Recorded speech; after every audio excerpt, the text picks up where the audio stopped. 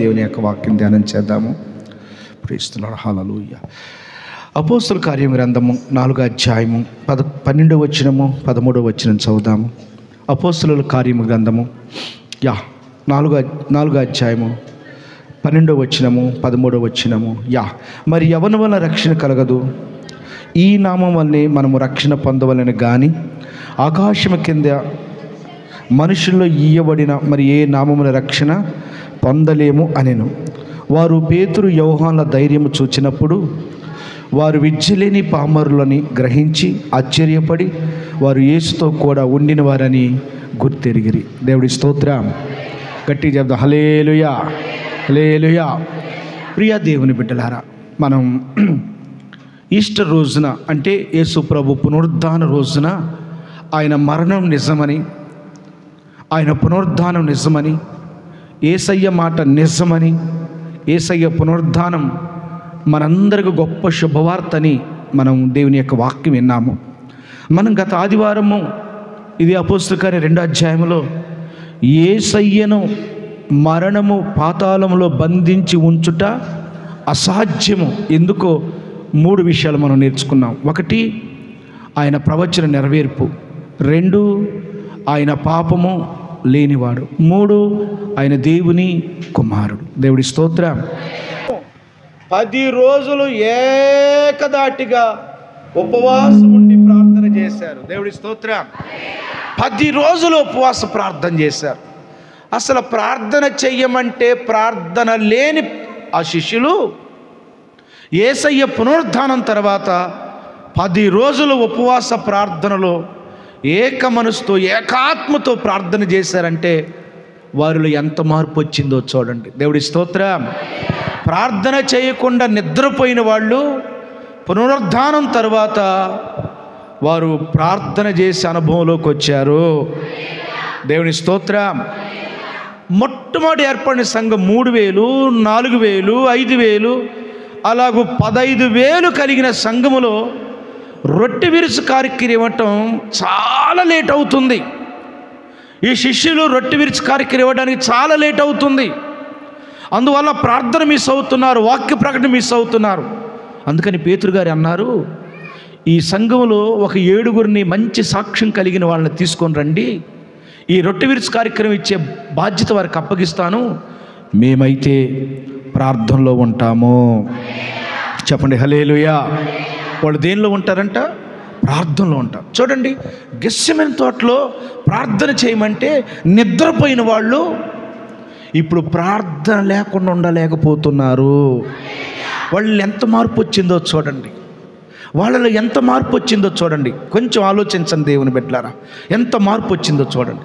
2, గెత్సెమనే తోటలో యేసయ్యని గొలుసుల చేత బంధిస్తున్నారు. బంధిస్తుంటే కొద్దిమంది శిష్యులు పారిపోయారండి. కొద్దిమంది శిష్యులు పారిపోయారు. నాకు ఏడుపు వచ్చిందండి. గెత్సెమనే తోటలో యేసయ్య ఆపదలో ఉంటే యేసయ్యని ఒంటరిగా వదిలేసి వాళ్ళు పారిపోయారండి శిష్యులు. పేతురు గారేమో మా యేసయ్యనే మీరు బంధిస్తారని కత్తి తీసుకొని మల్కు అనేటువంటి సైనికుడి యొక్క చెవిని తెగ నరికేశాడు. ఆయనేమో ఉద్ధర్తం కలిగి చెవి తెగ నరికి అంతకుడు కాగబోయాడు. మిగిలిన వాళ్ళేమో పారిపోయారండి. దేవుడి స్తోత్రం. యేసు ప్రభు మరణానికి ముందు పారిపోయాడు వాళ్ళు. ఎందుకని? మమ్మల్ని కూడా అరెస్ట్ చేస్తారేమో, మమ్మల్ని కూడా బంధిస్తారేమో, మమ్మల్ని తీసిపోయి జైల్లో పెడతారేమో, ఒకవేళ మమ్మల్ని కూడా చంపుతారేమో, ఆ ప్రాణ భయంతో వాళ్ళు పారిపోయారండి. ఇప్పుడు ప్రభు చనిపోయి సమాజపడి పునరుద్ధానుడయ్యాడు. చూడండి, పునరుద్ధానుడైన తర్వాత పారిపోయిన ఆ శిష్యులు యేసు ప్రభు కొరకు సాక్షులుగా నిలవబడ్డారు. చెప్పండి హల్లెలూయా.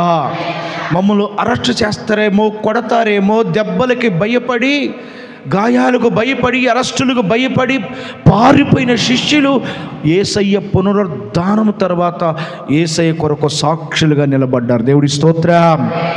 అమ్మా, దెబ్బలకు భయపడి పారిపోయిన వాళ్ళు ఏమనుకున్నారు తెలుసా? ఒకరోజు పేతురు యోహాన్ని పట్టుకొని వీపు మీద దెబ్బలు కొట్టారు, యాకోబు దెబ్బలు కొట్టారు, శిష్యులు దెబ్బలు కొట్టారు. వాళ్ళు ఏడవలేదు, బాధపడలేదు, కన్నీళ్ళు కారవలేదు. వాళ్ళు అనుకున్నారు, యేసు ప్రభు కొరకు ఈ దెబ్బలు అనుభవించటం మాకు న్యాయమే, మాకు ఆనందమే అని ఆనందంతో అక్కడి నుంచి వేరే చోటకి వెళ్ళిపోయారండి. దేవుడి స్తోత్రం. ఎంత మార్పు వచ్చిందో చూడండి.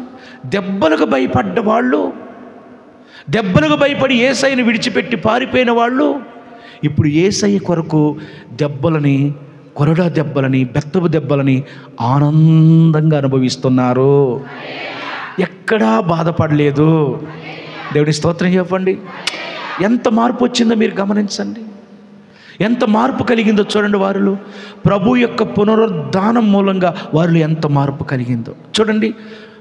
వాళ్ళు యేసయ్యని ఒంటరిగా విడిచిపెట్టి వెళ్ళారు. ఎందుకు? మమ్మల్ని అరెస్ట్ చేసి యేసు ప్రభుతో కలిపి మమ్మల్ని కూడా చంపుతారేమో అని ప్రాణ భయంతో యేసయ్యని ఒంటరిగా విడిచిపెట్టి వెళ్ళిపోయారు. అర్ధరాత్రి వేళ ఆ చీకటిలో యేసయ్యని ఒంటరిగా విడిచిపెట్టి పారిపోయారు. 3.5 సంవత్సరాలు ప్రభుతో ఉండి అద్భుతాలు చూచి చేసి అనుభవించినటువంటి శిష్యులు ప్రభుని ఏకాగ్ర వదిలిపెట్టి వెళ్ళిపోయారే ప్రాణం కాపాడుకోవటానికి. ఇప్పుడు పునరుద్ధానం తర్వాత వాళ్ళు ఎంత మార్పు వచ్చిందంటే, యేసు ప్రభుని వదిలిపెట్టి ప్రాణం కాపాడుకోవటానికి పారిపోయారో ఆ యేసు ప్రభు కొరకు ప్రాణం పెట్టడానికి తెగించి సమర్పించుకున్నారు. చెప్పండి హల్లెలూయా. ఎంత మార్పు చూడండి.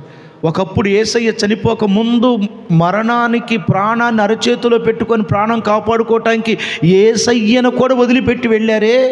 ఇప్పుడు పునరుద్ధానం తర్వాత యేసయ్య కొరకు ప్రాణం అర్పించటానికి కూడా వెనుకాడకుండా సమర్పించుకున్నారు. ఎంత తేడా వచ్చిందో, ఎంత మార్పు వచ్చిందో చూడండి వారిలో. దేవుడి స్తోత్రం చెప్పండి. చెప్పండి హల్లెలూయా. ప్రభువా, వీళ్ళందరూ నిన్ను వదిలిపెట్టినా నేను నిన్ను మాత్రము విడిచిపెట్టనంటే యేసు ప్రభు ఏమన్నాడు? ఈ రాత్రి కోడి కొయ్యక ముందు నువ్వు నన్ను ఎరగవని 3 సార్లు అబద్ధం ఆడతాను. నిజంగానే పేతురు గారు ఆ ఇంట్లో ఒక అమ్మాయి వచ్చి, నువ్వు ఆ గలలీడు కాదు అమ్మా, ఒట్టమ్మా, నేను గలలీని కాదమ్మా, ఆ యేసు ఎవరో నాకు తెలియదు. ఆ రోజున గెస్సమేన తోటలో యేసయ్యతో ఉన్నావు కదా. అయ్యో నేను లేనయ్యా, ఒట్టయ్యా, యేసయ్య ఎవరో నాకు తెలియదయ్యా. తెలీదా యేసయ్య పేతురికి? 3.5 సంవత్సరాలు ఉన్నాడు. చేపలు పడితే అయ్యా నేను పాపినను వదిలిపోమ్మని చెప్పినటువంటి వాడు, ఈ పేతురుని రాయి అని పేరు పెట్టినటువంటి వాడు, పాతాళంలో చెవులు పొందుకున్న తాళాలు పొందుకున్నటువంటి పేతురికి తెలియదా యేసు ఎవరో? ప్రాణానికి భయపడి పిరికివాడయ్యి ప్రాణానికి భయపడి యేసయ్య ఎవరో తెలియదని బొంకిన పేతురు. అమ్మా, ఇప్పుడు మనం అపోస్తలుల 4:12 చూసాం కదా. యేసయ్య ఎవరో తెలియదు అన్న పిరికివాడై అన్నటువంటి అబద్ధాలాడిన పేతురికి అదిగో పునరుద్ధానం తర్వాత ఎంత మార్పు వచ్చిందంటే, యేసయ్యే రక్షకుడు, యేసయ్యలోనే రక్షణ, యేసయ్యే రక్షకుడు, యేసయ్యలోని రక్షణ ధైర్యంగా ప్రకటిస్తున్నాడండి. పిరికివాడ యేసయ్య ఎవరో తెలియదన్నోడు ఆ యేసయ్య ఎవరో ధైర్యంగా ప్రకటిస్తున్నాడండి. యేసయ్య ఎవరో తెలియదని పిరికితనంతో చెప్పి తప్పించుకున్నటువంటి పేతురు యేసయ్యే రక్షకుడు, యేసు నామములో రక్షణ అని చెబుతుంటే అక్కడున్న వాళ్ళందరూ ఆ పేతురు గారి యొక్క ధైర్యం చూసి ఆశ్చర్యపోయారంట. చెప్పండి హల్లెలూయా. ఎంత మార్పు వచ్చిందో చూడండి, ఎంత మార్పు వచ్చిందో చూడండి దేవుని బిడ్డలారా. పిరికితనం పోయింది, ధైర్యం వచ్చింది. దెబ్బలకు భయపడ్డ వాళ్ళు దెబ్బలు తినడానికి తెగించారు. ప్రాణం కొరకు పారిపోయినటువంటి వాళ్ళు ప్రాణం పెట్టడానికి తెగించారు. ఎంత మార్పు వచ్చిందో చూడండి. వాళ్ళలో పిరికితనంపై ధైర్యం వచ్చింది. దేవుని బిడ్డ ఎంత మార్పు వచ్చింది చూడండి. మీకు విషయం చెప్పానా? యేసు ప్రభు చనిపోయిన తర్వాత వీళ్ళను కూడా చంపుతారేమో అని అందరూ కలిసి ఒక మేడగదిలో కిటికీలు మూసుకొని తలుపులు మూసుకొని గడియలు పెట్టుకొని బిక్కుమంటూ భయపడతా బతికారంట. దేవుడి స్తోత్రం. ఆఫ్టర్ రిజరెక్షన్, పునరుద్ధానం తర్వాత వాళ్ళు తలుపులు కిటికీలు తీసి బహిరంగంగా బయటకు వచ్చి యేసే రక్షకుడు, యేసే విమోచకుడు, యేసే దేవుడు, యేసే దేవుని కుమారుడు అని ధైర్యంగా ప్రకటించారు. చెప్పండి హల్లెలూయా. యేసు ప్రభు చనిపోక ఎంత మార్పు వచ్చింది చూడండి. యేసు ప్రభు చనిపోక ముందు ఆ 12 మంది శిష్యుల్లో వాళ్ళ గొడవలు ఉండేయండి, తగాదాలు ఉండేయండి. నేనే గొప్ప, నేనే పెద్ద, నేనే యేసయ్య కుడి పక్కన నేనే కూర్చోవాలని బాగా వాళ్ళ మధ్యలో భేదాభిప్రాయాలు ఉండేవి. యేసు ప్రభు ఏం చేశాడు తెలుసా? మీరందరూ నా దృష్టికి సమానులే అని అందరి పాదాలు కడిగాడు యేసయ్య. హల్లెలూయా. యేసు ప్రభు చనిపోకముందు వాళ్ళలో గొడవలు, తగాదాలు, హెచ్చింపులు, భేదాభిప్రాయాలు ఉన్నాయా? ఇప్పుడు పునరుద్ధానుడైన తర్వాత వాళ్ళందరూ ఏక మనసు, ఏకాత్మ కలిగి ఒకటిగా జీవించారు. వాళ్ళలో ఐకమత్యం వచ్చింది. అది ఎంత మార్పు వచ్చిందో చూడండి. ప్రభు పునరుద్ధానం వల్ల ఆయన శిష్యుల్లో ఎంత మార్పు వచ్చిందో చూడండి. పిరికితనం పోయింది, ధైర్యం వచ్చింది. పారిపోయిన వాళ్ళు సాక్షులుగా నిలబడ్డారు. బెత్తాల దెబ్బలు కొడతారేమని, కొరడా దెబ్బలతో కొడతారని పారిపోయిన వాళ్ళు ప్రభు కొరకు కొరడా దెబ్బలు అనుభవిస్తున్నారు, బెత్తం దెబ్బలు అనుభవిస్తున్నారు. ప్రాణాలు కాపాడుకోవటానికి యేసయ్యను కూడా వదిలిపెట్టి పారిపోయిన వాళ్ళు అదే యేసయ్య కొరకు ప్రాణం పెట్టడానికి సిద్ధమయ్యారు. ఎంత మార్పు వచ్చిందో చూడండి. ఎంత మార్పు వచ్చింది, ఎంత దేవుని ప్రభుని ఎంత మహిమపరిచే స్థాయిలోకి ఎదిగారు చూడండి. దేవుడి స్తోత్రం చెప్పండి. ఒక్క పునరుద్ధానం, ఒక్క యేసయ్య పునరుద్ధానం వల్ల అంత మార్పు శిష్యులు వచ్చింది. దేవుని బిడ్డలారా దేవుడి స్తోత్రం చెప్పండి. రైట్, ముగించేద్దాం. నా వైపు చూడండి. ఇప్పుడు దేవుని బిడ్డలారా, మనం పోయిన నెల 20వ తారీఖు ఒక పునరుద్ధాన పండుగ చేసుకున్నాం. 24లో ఒక పునరుద్ధాన పండుగ చేసుకున్నాం. 23లో పునరుద్ధాన పండుగ చేసుకున్నాం. ఇప్పటికీ మన చర్చిలో ఎన్ని పునరుద్ధానాలు పండుగలు అయినాయో. దేవుడి స్తోత్రం చెప్పండి. మీ అందరికీ నేను మిమ్మల్ని బాధ పెట్టడానికి ఒక మాట చెప్పట్లే, కానీ ఎన్ని పునరుద్ధానాలు పండుగలైనవి. వాళ్ళు ఒక్క పునరుద్ధానానికి వాళ్ళలో ఎంత మార్పు వచ్చిందో చూడండి. ఒక్క పునరుద్ధానానికి వాళ్ళలో ఎంత మార్పు వచ్చిందో చూడండి. మరి ఇన్ని పునరుద్ధానాలు పండుగలు జరుగుతున్నాయే, మనలో ఏ మార్పు వచ్చింది? మన జీవితంలో ఏ మార్పు వచ్చింది? ఒక వచ్చిన మార్కు పెట్టుకోండి మీ జీవితంలో. మీరందరూ ఈరోజు ఒక వచ్చిన మార్కు పెట్టుకోండి. నిజమే కదా? ఒక్క పునరుద్ధానానికే శిష్యుల్లో అంత మార్పు వచ్చిందే. పిరికి వాళ్ళు ధైర్యవంతులయ్యారే. దెబ్బలకు భయపడి పారిపోయిన వాళ్ళు, యేసయ్యను కూడా వదిలిపెట్టిపోయిన వాళ్ళు అదే యేసయ్య కొరకు సాక్షిగా నిలబడ్డారే. ప్రాణం దక్కించుకుందామని యేసయ్యను వదిలిపెట్టిపోయినటువంటి వాళ్ళు యేసయ్య కొరకు ప్రాణం పెట్టని కూడా సిద్ధపడ్డారే. అంత మార్పు వచ్చిందే. ఎస్, ఇన్ని పునరుద్ధాన పండుగలు పాల్గొంటున్న నేను, ఇన్ని పునరుద్ధాన పండుగలు చేస్తున్న నాలో ఏం మార్పు వచ్చింది? నేను మారానా, మారలేదా? నాలో మార్పు వచ్చిందా, రాలేదా? సగం మారి సగం మారలేదా? కొంచెం మారి మరింత మారాలా? మీరందరూ ఆలోచించుకోండి. దేవుడి స్తోత్రం చెప్పండి. చాలా సంఘాలలో మార్పు లేని జీవితాలు వ్యక్తిగతంగా చాలామందికి ఉంటున్నాయి. దేవుని బిడ్డలారా, ఈవెన్ మా సేవకుల్లో సైతం కూడా ఉంటూనే ఉంది. మానవ జీవితాల్లో పునరుద్ధానాల పండుగలు జరుగుతున్నాయి, కానీ శిష్యుల్లాగా మార్పు రావటం లేదు. ప్రజల్లో, సంఘాలలో ఇలాంటి మార్పు రావట్లేదు.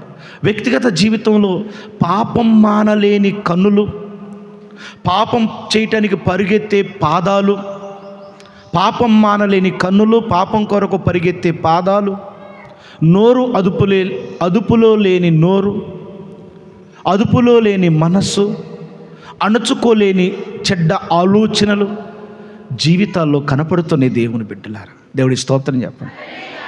ఈరోజు నీ నోరు అదుపులో లేదా? బండ బూతులు తిడుతున్నావా? పచ్చి బూతులు తిడుతున్నావా? సహోదరులని, ప్రభు నమ్ముకున్న వాళ్ళని, నమ్మని వాళ్ళని, ప్రజలని, మనుషులను, నీ జీవితం ఎలా ఉంది? నీ నోరు మారిందా? ఇదే నోరుతో బండబూతులు తిడుతున్నాం, ఇదే నోరుతో పాటలు పాడుతున్నాం, ఇదే నోరుతో ప్రార్థన చేస్తున్నాం, ఇదే నోరుతో ప్రభుని స్తుతిస్తున్నాం. ఎంతవరకు సబబు, ఎంతవరకు న్యాయము, ఎంతవరకు మంచిది? ఈరోజు ఒక్కొచ్చిన మార్కు పెట్టుకో. ఒక్క పునరుద్ధానానికే శిష్యుల్లో ఎంత మార్పు వచ్చిందో, ఇన్ని పునరుద్ధానాల్లో నీలో మార్పు వచ్చిందా? సగమే మారేవా? ఇంకా మారాలా? కొంచెమే మారేవా? ఎక్కువ మారాలా? ఒక్కసారి ప్రశ్నించుకొని, ఆలోచించుకొని, దేవుని బిడ్డ నేను మారాలి అనుకొని, ఈరోజు మారతానని ఒక తీర్మానం చేసుకొని, చిన్న ప్రార్థన చేసుకొని ఎక్కడి నుంచి వెళ్ళవలసిందిగా ప్రభు పేర మనవి చేస్తున్నాను. చెప్పండి హల్లెలూయా. కొంతమంది తాగుడికి అలవాటు పడుతున్నారు, కొంతమంది పేకాడికి అలవాటు పడుతున్నారు, మంచి జీవితాలను పాడు చేసుకుంటున్నారు. మంచి విశ్వాస జీవితాన్ని పాడు చేసుకుంటున్నారు. బాప్తిసం పొంది ఎలాగా మారని జీవితాలుగా, మార్పు లేని జీవితాలుగా తాగుతూ, జోదానికి అలవాటు పడుతూ, తగాదలకి గొడవలకి అవకాశం ఇస్తూ, అన్యజనుల కంటే ఎక్కువగా చాలా అన్యాయంగా జీవితాన్ని జీవిస్తున్నారు దేవుని బిడ్డ. అయితే ఈరోజు నువ్వు మారాలి. మారని వ్యక్తి ఎవరైనా ఉంటే నువ్వు మారాలి. మార్పు లేని వ్యక్తి ఉంటే నువ్వు మారాలి. నువ్వు ఒక విలువగా రావాలి. ఒక విజయ జీవితం కలిగి ఉండాలి. ఒక పరిశుద్ధమైన జీవితం కలిగి ఉండాలి. చిన్న ప్రార్థన చేసుకో. నీలో ఏది మారాలో, ఏది మార్చుకోవాలో అది నీకు తెలుసు. ప్రభువా, మీ శిష్యులు ఒక్క పునరుద్ధానానికే అంత మార్పు వస్తే ఇన్ని పునరుద్ధానాలు పండుగలు చేసుకుంటున్నాలో నేను ఎంత మారాలి ప్రభువా? నేను మారతానయ్యా. మారటానికి నాకు శక్తి దయచేయ్యా, మీ కృప దయచేయ్యా అని ఒక్క మాట ప్రార్థన చేసుకోండి. దేవుడి స్తోత్రం. చెప్పండి హల్లెలూయా. ఇంకొక విధంగా ఇంకొక మార్పులోకి రావాలి దేవుని బిడ్డ. అదేంటంటే, ఒక మాట చెప్పిన ఓ సహోదరి ఇక్కడే ఉన్నది. అమ్మ, నువ్వు బాధపడమాకు. ఒక అమ్మాయి, ఒక సిస్టర్ బిడ్డ, ఏంటమ్మా మందిరం రాలేకపోయానంటే, అన్నా వాళ్ళు వీళ్ళు, వీళ్ళు వాళ్ళు, వాళ్ళు వీళ్ళు, వీళ్ళు వాళ్ళు అన్ని బండపోతులు తిడుతుంటే నేను మందిరానికి ఎట్టొచ్చానన్నా అంది. ఇది న్యాయమేనా? మీరు చెప్పండి. ఆ అమ్మాయి అలా అంటో న్యాయమేనా? మీరు చెప్పండి, మీరు అనుకోండి. దేవుడి స్తోత్రం చెప్పండి. మీ ఇళ్లలో ఎవరైనా మిమ్మల్ని తిడితే, మీ ఇరుగు పొరుగు వాళ్ళు ఎవరైనా తిడితే, సంఘస్థులే మిమ్మల్ని ఎవరైనా తిడితే, వేరే సంఘస్థులే మిమ్మల్ని తిడితే, సేవకుడే మిమ్మల్ని తిడితే, గద్దిస్తే, ఇలాంటి గద్దింపులకి కొన్నిసార్లు ఏమైందంటే వాళ్ళ ముఖం చూసుకుని ఎట్లా కూర్చునేను, వాళ్ళ ముఖం చూసుకుని ఎట్లా కూర్చునేను, నేను ఎలా వచ్చాను గుడికి, ఎలా మందిరానికి వచ్చాను, ఇవన్నీ కొన్ని విషయాలు కొద్దిమంది పురుషులు స్త్రీలు మాట్లాడుతుంటారండి. ఇలా మాట్లాడటం న్యాయమేనా? ఇలా మాట్లాడటం యథార్థమేనా? ఇది మంచి మాటలేనా అంటే, ఒకవేళ అయ్యుండొచ్చేమో, కానీ మార్పు చెందిన వాళ్ళు అలా మాట్లాడరు. ఒకప్పుడు శిష్యులు యేసయ్య నమ్మకం, యేసయ్య మరణించక ముందు వాళ్ళ మాటలు అలాగే ఉండేవి. కానీ పునరుద్ధానుడైన తర్వాత, అమ్మా ఇన్ని తిట్లు తిడితే నేను ఎట్లా మందిరానికి వచ్చాను, ఎలా రాగలిగాను, వాళ్ళ మొక్కను చూసుకుని ఎలా కూర్చున్నాను అన్న మాట సబబే. కానీ ఆ పునరుద్ధాన అనుభవించిన వాళ్ళు ఏమంటారంటే, నన్ను ఎన్ని తిట్లు తిట్టినా, ఎన్ని బూతులు తిట్టినా, నన్ను ఎన్ని దెబ్బలు కొట్టినా, ఎంత అవమానించినా నేను యేసయ్య కొరకు భరిస్తాను, యేసయ్య కొరకు నిలబడతాను, యేసయ్య మందిరానికి వెళతాను. ఎక్కడా సిగ్గుపడక, ఎక్కడా భయపడక ఆ మార్పులోకి రావాలి దేవుని బిడ్డలారా. ఈరోజు ఈ వాక్యం వింటున్న మీరు, ఆ శిష్యులు ఎంత మార్పు వచ్చింది. దెబ్బలు కొడతారేమో అని భయపడి పారిపోయిన వాళ్ళు యేసయ్యని విడిచిపెట్టి ఆ దెబ్బలు కొడితే పేతురు గారు అంటాడు, ఓ నో ప్రాబ్లం, ఈ దెబ్బలు తినటానికి నేను యోగ్యుణ్ణే, ఆ యేసయ్య దెబ్బలు నేను తింటాను అని దెబ్బలు తిన్నటువంటి పేతురు, యోహాను, యాకోబు సంతోషంగా, ఆనందంగా, ఎక్కడ ఏడవలేదు, ఎక్కడ బాధపడలేదు. వాళ్ళు ఉమ్మి వేస్తున్నా, అవమానిస్తున్నా సంతోషంగా వెళ్ళిపోయారు. చెప్పండి హల్లెలూయా. ఈరోజు నిన్ను ఎవరు అవమానించినా, నిన్నెవరు తిట్టినా, నిన్నెవరు బాధ పెట్టినా, నీ మీద ఎవరు నింద వేసినా, ఈరోజు మార్పు కలిగిన జీవితంలోకి రావాలి. ఎంత మార్పులో రావాలంటే శిష్యుల్లాగా, ఇలాంటి ఈ బండబూతులే, పచ్చిబూతులే, అవమానాలే, నిందలే, నో ప్రాబ్లం, ఇవన్నీ నేను భరిస్తాను, ఇవన్నీ నేను భరిస్తాను, సహిస్తాను. నా యేసయ్య భరించాడు, నేను ఎందుకు భరించకూడదు అని ఆ చెప్పగలిగే ఆ మార్పులోకి రావాలి. చెప్పండి హల్లెలూయా. దేవుని బిడ్డ, నిన్ను కులంలో వెలివేసిన, నీ బంధువులే నిన్ను బాధ పెట్టిన, నీ ఇరుగు పొరుగు వారే నిన్ను శోధించిన, నీ జీవితంలో ఆర్థిక ఇబ్బందులు వచ్చిన, నీ జీవితంలో కష్ట నష్టాలు వచ్చిన, నీ జీవితంలో అనారోగ్య సమస్యలు వచ్చిన, అమ్మా అయ్యా, మీరందరూ భయపడకూడదు, మీరందరూ బాధపడకూడదు. మీరు శిష్యుల్లాంటి మార్పులోకి రావాలి. కష్టాలు, బాధలు వచ్చినా, కన్నీళ్ళు కలిగినా, ఇవన్నీ నా ప్రభు కొరకు నేను సహిస్తాను. చెప్పండి హల్లెలూయా. నేను భరిస్తాను. యేసయ్య నా కొరకు ఎన్నో సహించాడు, భరించాడు అని భావించిన మార్పులోకి వచ్చిన శిష్యులు మారారు. అవమానాలను సహించారు, హేళన సహించారు, బెత్తపు దెబ్బలు సహించారు, కొరడా దెబ్బలు సహించారు, రాళ్ళ దెబ్బలు సహించారు. ఆనందంగా భరించారు. దేవుడి స్తోత్రం చెప్పండి. ఈరోజు ఎలాంటి ప్రమాదం, ఎలాంటి కీడు, ఎలాంటి శోధన, ఎలాంటి అవమానం నీకు వచ్చినా నీవు ఎలాగే చెప్పగలిగే మార్పులోకి రావాలి. చెప్పండి చెప్పండి హల్లెలూయా. ఆనందంగా అనుభవించే స్థాయిలోకి రావాలి. దేవుడి స్తోత్రం. ఒక ఆవిడ అంది, అయ్యా నా బిడ్డలు నేను చచ్చిపోతే నన్ను సమాధి కార్యక్రమం చేయరంటయ్యా, బంధువులు ఎవరు రారంటయ్యా, కులం కూడా రాదంటయ్యా, మరి నా బిడ్డలు కూడా నన్ను ఎట్ట అంటున్నారయ్యా, అందుకని నీ బైబిల్ నువ్వు తీసుకయ్యా, నేను గుడికి రానులే అని ఆవిడ ఆ బైబిల్ మందిరంలో ఇచ్చి ఇంటికి వెళ్ళిపోయింది. దేనికి? ఆ బిడ్డలు ప్రభు ప్రకారం చెయ్యమన్నారు, కులం రాదు అన్నారు, మీరు చేయలేమన్నారు. అమ్మా అయ్యా, మాది ఏ కులమైన, ఏ మతమైన, ఏ ఊరైనా చనిపోయిన తర్వాత ఏం జరుగుతుందో ఈ భూమి మీద ఎవరికీ తెలియదు. కానీ చనిపోయేంత వరకు ప్రభువులో ఉండటం శ్రేష్టం.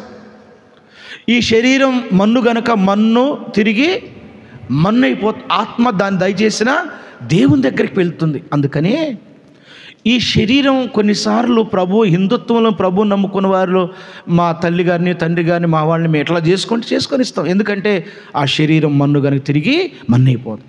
ఆత్మ రక్షించబడాలి.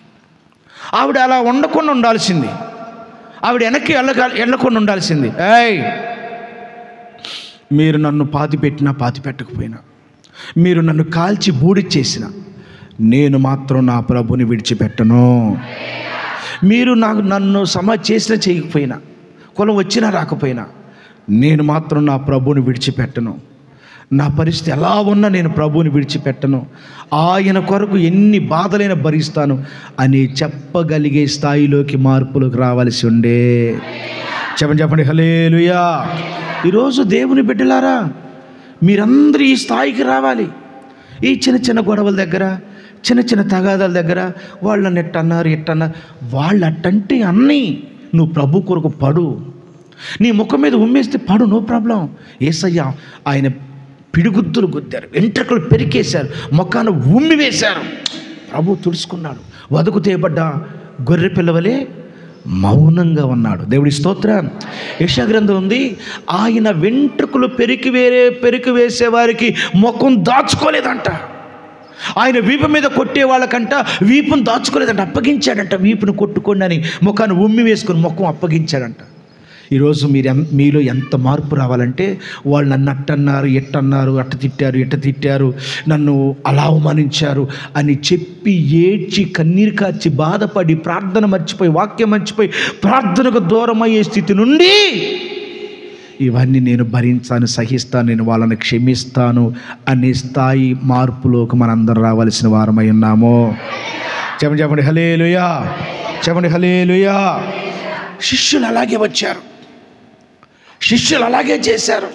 అమ్మా అయ్యా, చాలామంది వ్యాధులు బాధలు వస్తాయి, అనారోగ్య సమస్యలు వస్తాయి. కొన్నిసార్లు ఆత్మ సిద్ధమే కానీ శరీరము బలహీనం. శారీరకమైన శరీరం సహకరించకపోవచ్చు, కుటుంబంలో బిడ్డల వల్ల కొన్ని ఇబ్బందులు, కష్టాలు, మానసికమైన బాధలు వాళ్ళను కొంగదీయొచ్చు. దేవుడి స్తోత్రం చెప్పండి. దేవుడి స్తోత్రం చెప్పండి.